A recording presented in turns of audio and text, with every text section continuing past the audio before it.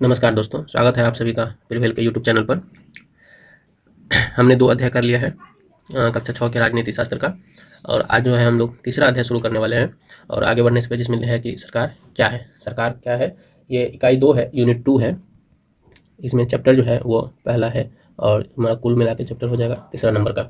तो इसको हम लोग आज पढ़ेंगे। और आगे बढ़ने से पहले आप सभी का अनुरोध है कि कृपया करके हमारे प्रिवेल यूट्यूब चैनल को सब्सक्राइब कर लीजिए और बेल आइकन को दबा लीजिएगा। इसमें जो है आपको महत्वपूर्ण एग्जामों से संबंधित सारी जानकारी मिलती रहेगी और हम प्रश्न करते रहेंगे। कई टेस्ट सीरीज आपको मिलेंगे बीपीएससी के, यूपीएससी के। तो आपसे अनुरोध है कि आप हमारे चैनल को सब्सक्राइब कर लीजिए और अपने दोस्तों के साथ शेयर कीजिए।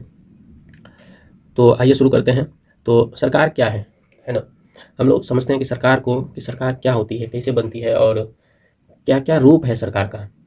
तो जैसे इसमें लिखा हुआ है कि कह रहा है कि आपने जो है सरकार शब्द का जो है जिक्र कई बार सुना होगा। इस पाठ में आप यह पढ़ेंगे कि सरकार क्या है और यह हमारे जीवन में कितनी महत्वपूर्ण भूमिका निभाती है। सरकारें क्या करती हैं, वे निर्णय कैसे लेते हैं, अलग अलग तरह की सरकारों जैसे लोकतांत्रिक सरकार एवं राजतंत्रीय सरकार के बीच क्या अंतर है। तो चलिए हम लोग पढ़कर पता लगाते हैं। तो देखिए यहाँ से कुछ क्लिपिंग्स दी गई है, तो उस क्लिपिंग को ज़रा ध्यान से देखिए। कह रहा है कि सरकार के कामगारों के अधिकारों की रक्षा की मांग। कह रहे सरकार से कामगारों के अधिकारों की रक्षा की मांग के लिए जो आवाज़ उठाया गया है। इसमें इस एक कटिंग ये है कि प्याज की दर में उछाल हो गया, सरकार ने जो है प्याज के दाम तय किए। ठीक है। कह बाढ़ पीड़ितों के लिए सरकार की ओर से राहत सामग्री। सर्वोच्च न्यायालय के लिए 5 न्यायाधीश सरकार। कोयला और बिजली विभाग के पुनर्गठन के पक्ष में है सरकार। सरकार ने 15,000 से अधिक गाँवों को सूखाग्रस्त घोषित किया। अब देखिए यहाँ पे ये सारे कार्य जो है वो सरकार कर रहे हैं और सरकार के द्वारा किया जा रहा है। तो हम समझते हैं कि ये बार बार जो सरकार आ रही है, सरकार क्या है। अब जैसे देखिए कि हर देश को विभिन्न निर्णय लेना होता है, काम करना होता है, बहुत सारा काम एक करना होता है। जैसे सड़क बनाने हैं, स्कूल बनाने हैं, और वो भी कहाँ बनाने हैं ये भी निर्णय लेनी होती है। बहुत ज़्यादा महंगी हो जाने पर किसी चीज़ के दाम घटाए जाने हैं कि नहीं है। बिजली की आपूर्ति कैसे बढ़ाया जाएगा। सरकार कई सामाजिक मुद्दों पर भी कार्रवाई करती है, जैसे उदाहरण के लिए गरीबों को मदद करने के लिए कार्यक्रम चलाती है। इसके अलावा और भी महत्वपूर्ण काम है, जैसे डाक है, रेल सेवा है। तो ये सब जो कार्य करती है सरकार, और भी बहुत कुछ है जो सरकार करती है। जैसे सरकार का काम है देश की सीमाओं की सुरक्षा करना, है ना। दूसरे देशों के से शांतिपूर्ण संबंध बनाए रखना, ये भी सरकार का ही काम है। उसकी जिम्मेदारी भी है कि ये तय करे, अपनी जिम्मेदारी सुनिश्चित करे कि सभी नागरिकों को पर्याप्त भोजन और अच्छी स्वास्थ्य सुविधाएं मिले, ये भी सरकार की जिम्मेदारी है। जब कोई प्राकृतिक आपदा घेरती है, तो जैसे सुनामी आया, भूकंप आया, तो मुख्य रूप से सरकार ही क्या करता है, पीड़ित लोगों को सहायता पहुंचाती है ना। अगर हम देखते हैं कि कहीं कोई विवाद होता है या अपराध करता है कोई, तो लोग क्या ले जाता है, पुलिस पकड़ के उसको न्यायालय ले जाते हैं, कोर्ट ले जाते हैं, और वहाँ भी सरकार ही तय करता है। जो न्यायालय जो है एक सरकार का ही एक अंग है, शासन पद्धति का एक अंग है। तो शायद यह जानकर अचरज हो रहा होगा कि सरकार इतना सब कुछ कैसे कर पाती है, क्योंकि इसमें बच्चों के लिए दिया हुआ है, तो 6th क्लास के बच्चों के लिए, तो आपको तो अचरज नहीं होता होगा कि सरकार कैसे ये सब काम कर लेता है। कह रहे सरकार के लिए इन कामों को करना क्यों जरूरी है। तो जब देखिए बहुत सारे लोग हम लोग जानते हैं कि इकट्ठा होते हैं, तो एक व्यवस्था की जरूरत होती है, और उस व्यवस्था को चलाने के लिए जो है कुछ निर्णय लिए जाते हैं। निर्णय मतलब कुछ नियम बनाए जाते हैं, और नियम जो है ऐसे तो नहीं बन जाएगा, कोई ऐसा नियम बनाए जो सब पे लागू हो सकता है। ठीक है। जैसे मान लीजिए इसमें एग्जाम्पल दिया हुआ है कि संसाधनों का नियंत्रण करना है, देश की सीमा की सुरक्षा करना है, तो जैसे लोग क्या करें, सुरक्षित महसूस कर सकें, तो उसके लिए एक नियम बनाना है। तो सरकार इसके लिए कई तरह के नियम बनाती है, निर्णय लेती है। अपनी सीमा में जितना भी लोग रहता है उन पर उनको क्या करता है, लागू करता है। जैसे हमारे लिए कुछ नियम बनाया गया कि हम यहाँ जा सकते हैं, यहाँ नहीं जा सकते हैं, हम ये काम कर सकते हैं, ये काम नहीं कर सकते, ये काम कानूनी है, ये काम गैर कानूनी है ना। तो इस तरह के कई सारे नियम बनाए जाते हैं और उन पर जनता पर क्या करते हैं, उसको लागू किया जाए। तो सरकार का यहाँ पे हम लोग देख रहे हैं कि मुख्य रूप से क्या कार्य हो गया कि नियम बनाना और नियम बनाकर क्या करना, जनता पर लागू करना, है ना। तो ये जो जनता पर लागू करता है नियम बना करके, तो इसमें भी जनता के लिए ही जनता पर लागू करता है। ठीक है। अब नियम बनाने में बहुत सारा, नियम का मतलब हो गया क्या, एक तरह से हम अपने लोग इस को कह सकते हैं कि कानून बनाया जाता है। तो ये हो गया सरकार के जो कार्य करते हैं, सरकार जिन चीज़ों से कार्य करती है उनके लिए सरकार का अंग। ठीक है।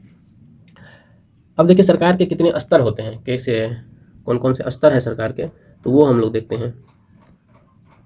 तो कह रहा है कि जब अब आपको पता है कि सरकार कितनी सारी अलग अलग चीज़ों के लिए जिम्मेदार है, तो क्या आप सोच सकते हैं कि सरकार ये सारे इंतजाम कैसे करती होंगी। दरअसल सरकार अलग अलग स्तरों पर काम करती है। स्थानीय स्तर पर भी सरकार काम करती है, राज्य के स्तर पर सरकार काम करती है और राष्ट्रीय स्तर पर सरकार काम करती है।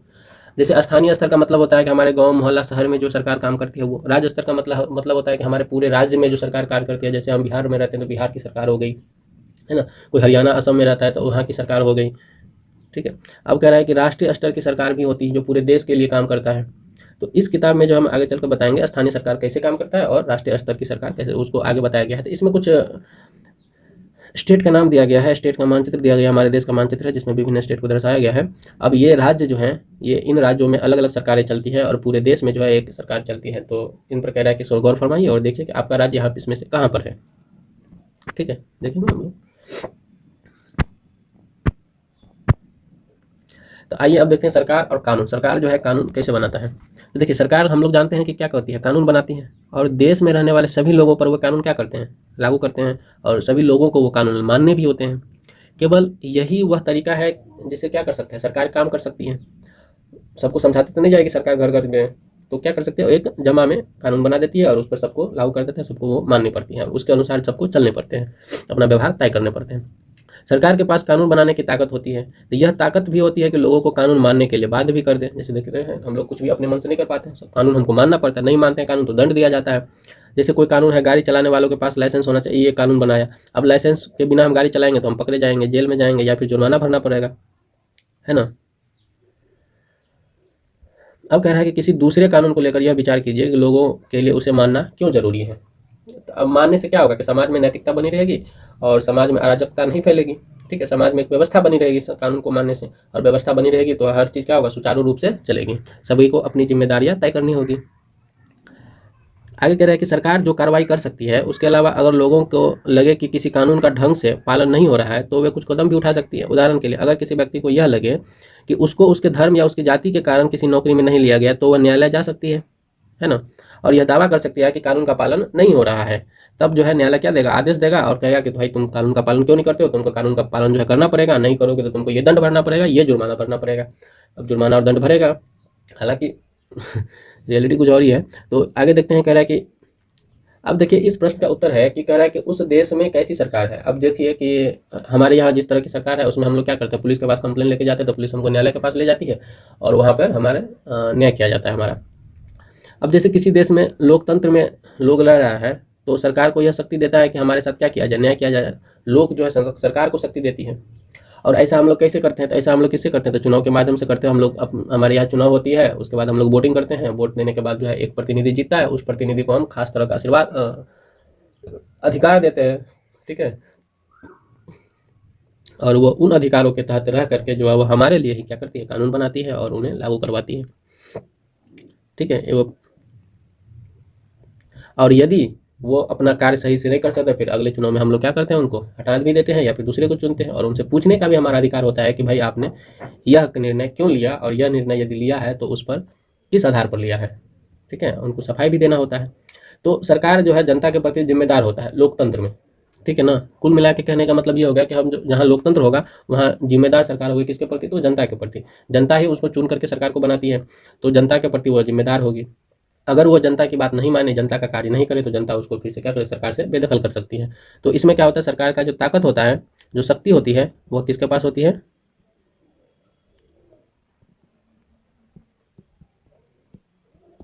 शक्ति जो है वह जनता के पास होती है, ठीक है ना। आगे कह रहा है कि दूसरी तरह का भी सरकार होता है। ये तो हम लोकतंत्र सरकार की बात की। जैसे राजतंत्रीय सरकार होता है, इसमें क्या होता है, राजा या रानी के पास सारा निर्णय लेने का या सरकार चलाने का शक्ति होता है। इसमें कैसे होता है कि देखिए राजा के पास जो है सलाहकार का या मंत्री का जो है एक छोटा सा समूह होता है, ठीक है। और वो राजा क्या करता है कि उन्हीं सारे मुद्दों पर जिन पर उनको निर्णय लेना होता है वह उन्हीं सलाहकारों से चर्चा करता है और फिर उसको क्या करता है, निर्णय ले लेता है। परंतु इसमें अंतिम निर्णय लेने की शक्ति जो है वह राजा के पास ही होता है ना। ये एक राजा का चित्र दिया हुआ है, गुलाब का फूल हाथ में लिए, ठीक है।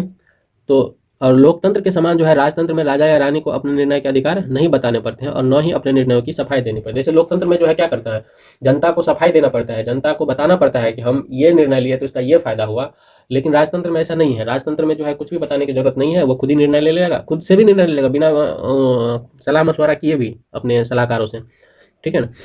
तो यह बॉक्स में कुछ दिया हुआ है, उनको देखते हैं। कह रहा है कि लोकतंत्र में लोगों की भागीदारी उन निर्णयों को लेने में महत्वपूर्ण है जो उनको प्रभावित करते हैं। क्या आप इससे सहमत हैं?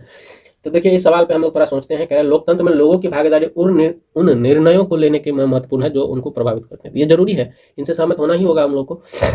अब देखिए दो कारण कह रहा है कि आपने जवाब के दो कारण लिखे हैं। तो पहला कारण हम लोग बता देंगे, क्योंकि लोकतंत्र में सरकार समय समय पर बदलती रहती है, तो यदि वह लोग के हित वाले निर्णय को नहीं लेगी सरकार, तो जनता क्या करेगी, उसको अगले चुनाव में बेदखल कर देगी। दूसरी बात, पहला कारण हो गया। दूसरा कारण इसमें हम लोग ये बता सकते हैं कि जो लोकतंत्र में हो जाता है वह जनता के द्वारा ही चुना जाता है ना।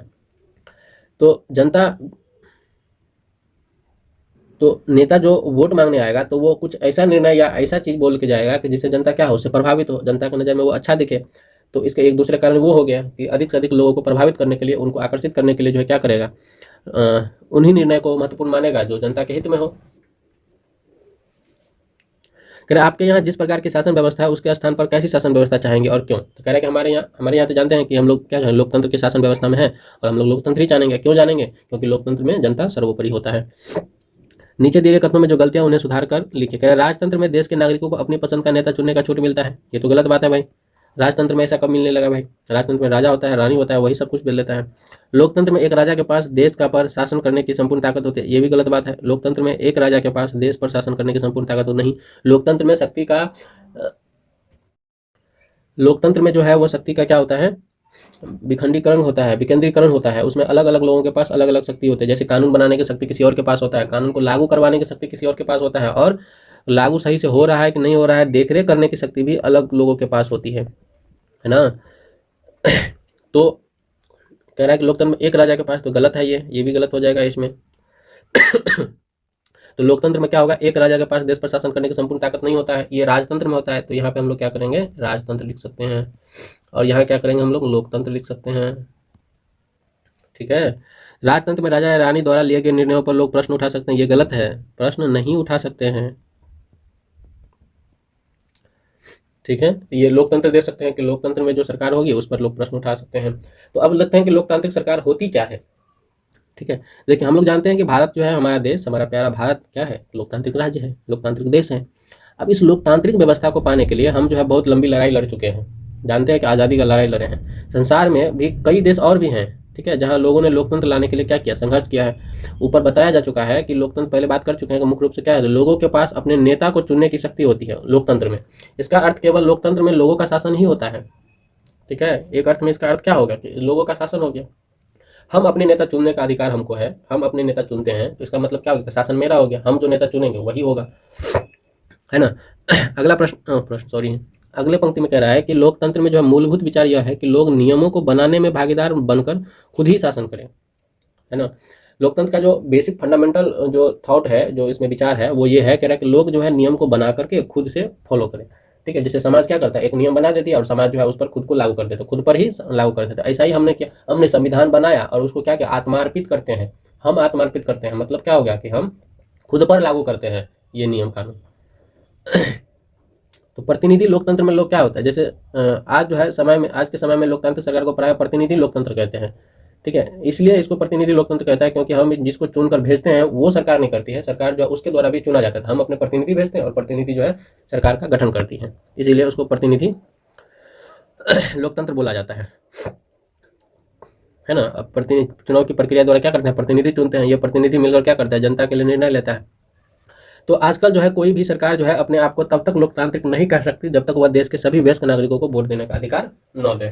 ठीक है। तो अभी जो चल रही है उसमें यह कहा गया है कि हम जो है अपने देश के सभी नागरिकों को जब तक ये अधिकार नहीं देंगे तब तक जो है ऐसा नहीं हो सकता है ना, लोकतांत्रिक सरकार नहीं कहलाया जा सकता है। लेकिन हमेशा से ऐसा नहीं था, आपको भी पता है। क्या आप विश्वास कर सकती हैं कि एक समय ऐसा भी था जब लोकतांत्रिक सरकारें औरतों और गरीबों को चुनाव में भाग नहीं लेने देती थी, है ना। ये था, बहुत पहले भी था। जैसे अमेरिका में था, फ्रांस में था, ये सब क्या करता था, यूरोप में भी था। जो लोकतंत्र में जो है जब उनका सरकार बना तो औरतों और गरीबों को वोट नहीं देने का अधिकार दिया था, वोट देने का अधिकार नहीं दिया था। अशिक्षितों को वोट देने का अधिकार नहीं था। यहाँ तक कि भारत में भी चल रहे थे। उस समय क्या था, सीमित लोकतंत्र था, यानी कि देश के गिने चुने पुरुष ही क्या करते थे, सरकार चलाते थे, बनाते थे। भारत में जो है आज़ादी से पहले बहुत ही कम लोगों को वोट देने का अधिकार था, इसलिए जनता ने संगठित होकर इस अधिकार की मांग की। गांधी जी समेत कई नेताओं ने इस अन्यायपूर्ण व्यवहार का क्या किया, विरोध किया। उन्होंने जोर शोर से यह मांग उठाई 1931 में यंग इंडिया पत्रिका में लिखते हुए गांधी जी ने कहा था, मैं यह विचार सहन नहीं कर सकता कि जिस आदमी के पास संपत्ति है वह वोट दे सकता है, लेकिन वह आदमी जिसके पास चरित्र है पर संपत्ति या शिक्षा नहीं, वह वोट नहीं दे सकता। जो दिन भर अपना पसीना बहाकर ईमानदारी से काम करता है वह वोट नहीं दे सकता, क्योंकि उसने गरीब आदमी होने का गुनाह किया है। तो ये कटाक्ष किया था अंग्रेज की सरकार पर महात्मा गांधी ने कि ऐसा कैसे हो सकता है, हम कैसे मान सकते हैं कि वह आदमी वोट देगा जो पढ़ा लिखा होगा, जिसके पास अमीर होगा, पैसे होंगे, और जो गरीब होगा, जो मेहनत मजदूरी करता है, जिनके पास चरित्र है, ईमानदारी है, वो वोट नहीं दे सकता है केवल इसलिए कि उसके पास पैसे नहीं है, केवल इसलिए क्योंकि उसके पास जो है वह पुरुष नहीं है, वह पुरुष नहीं है, वह अमीर नहीं है, उसके पास शिक्षा नहीं है, इसलिए वह जो है वोट नहीं दे सकता है। तो इस पर जो है कटाक्ष किया था महात्मा गांधी ने भी और बहुत सारे नेताओं ने भी, और जो है फिर धीरे धीरे जो हमें वोट अधिकार जो है एक मतदान का समान मतदान अधिकार जो है वो मिले, आज़ाद हुए हम। इसमें कह रहा है कि वोट फॉर वुमेन, संसार में कहीं भी सरकारों ने स्वेच्छा से अपनी शक्ति लोगों के हाथ में नहीं बांटी। अब देखिए, अभी भी देख रहे हैं कि पूरे यूरोप और अमेरिका में महिलाओं और गरीबों को सरकार के कार्यों में भागीदारी के लिए संघर्ष करना पड़ा, हर जगह संघर्ष करना पड़ा महिलाओं को। महिलाओं द्वारा मताधिकार के लिए किए गए संघर्ष ने प्रथम विश्व युद्ध के दौरान और मजबूती पकड़ी। इस आंदोलन को महिला मताधिकार आंदोलन कहते हैं और अंग्रेजी में इसे सफ्रेज मूवमेंट कहा जाता है। क्या, कौन सा मूवमेंट? सफ्रेज मूवमेंट कहा जाता है अंग्रेजी में, और हिंदी में इसको महिला मताधिकार आंदोलन कहा जाता है। सफ्रेज शब्द का देखिए क्या मतलब होता है। सफ्रेज शब्द का मतलब होता है वोट देने का अधिकार। सफ्रेज शब्द का क्या मतलब होता है कि वोट देने का अधिकार, है ना। तो महिलाओं को वोट देने का अधिकार नहीं था, इसलिए क्या किया था, तो उन्होंने आंदोलन शुरू किया। युद्ध के बाद जो है क्या हुआ कि बहुत से पुरुष जो है वह युद्ध में चले गए विश्व युद्ध के दौरान। तो अब जो है पुरुष जो है शहर में बचा नहीं, तो उन सब शहर के कामों के लिए महिलाओं को आना पड़ा बाहर। और जब महिला आ गया तो फिर क्या किया, जो उसको पता चल गया कि भाई स्वतंत्रता क्या होता है, घर से बाहर निकल गया तो पता चल गया कि क्या होता है। और महिला जो वो भी काम किया जो पुरुषों के काम माना जाता था। जब विभिन्न प्रकार के काम और उनकी व्यवस्था करना शुरू किया तो लोगों ने यह देखकर बड़ा आश्चर्य किया कि उन्होंने महिलाओं और उनकी क्षमताओं के बारे में क्यों इतनी गलत रूढ़िवादी जो है धारणाएं बना रखी थी कि महिला होकर के ये काम नहीं कर सकता है। इस तरह महिलाओं को निर्णय लेने में समान रूप से योग्य माना जाने लगा, है ना। महिला मताधिकार आंदोलन के साथियों ने सभी महिलाओं के लिए वोट देने का अधिकार की मांग उठाया और उनकी आवाज़ सुनी जाए, ऐसा भी उन्होंने क्या किया, आवाज़ उठाया। जगह जगह पर प्रदर्शन किया, जंजीरें से बांधकर खुद को दिखाया। उसमें कई क्रांतिकारी महिलाएं जेल भी चली गई, भूख हड़ताल पर बैठा। अब देखिए, अमेरिका में जो है औरतों को वोट देने का अधिकार कब आया, 1920 में मिला, जबकि इंग्लैंड में कुछ अधिकार जो है क्या हुआ, 1928 में आकर के मिला है। पर हमारे देश इस समय बहुत आगे हैं। हम क्या किए, आज़ादी के साथ ही जो है अपने महिलाओं को भी वोट देने का अधिकार दिया है। ठीक है, तो अभी कुछ प्रश्न है, कुछ क्रियाकलाप दिए गए हैं, तो उनसे संबंधित जो है कुछ चर्चा करने के लिए कह रहा है। तो धन्यवाद दोस्तों, यहाँ तक देखने के लिए, थैंक यू। आप सभी से अनुरोध है कि कृपया करके चैनल को सब्सक्राइब कर लीजिएगा जरूर, और वीडियो को लाइक कर दीजिएगा, जिससे हमारा मनोबल बढ़ता रहे। ठीक है, और हम जो है आपके लिए यही महत्वपूर्ण वीडियो बनाते रहें। धन्यवाद।